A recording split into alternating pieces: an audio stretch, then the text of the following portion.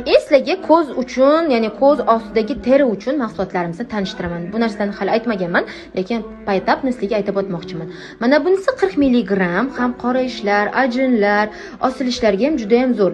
Ya'ni tarkibida ulitka bor qizlar, narxi 195 ming so'm, 40 grammi. Mana buni tarkibida pidarin bor.